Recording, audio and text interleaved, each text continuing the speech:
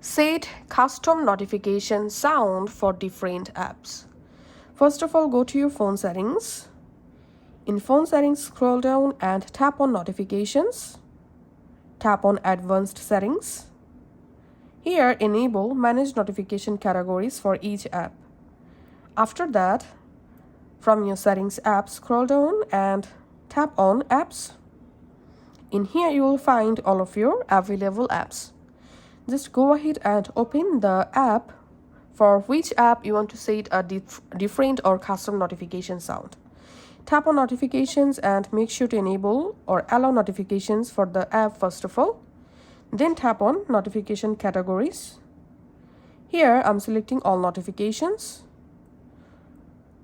I'm selecting here completed downloads, and here tapping on alert, and then I'm tapping on sound.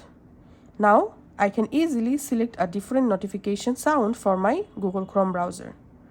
And here's another way to do it. Just go to your app screen and just long press on the app you want to set a custom notification.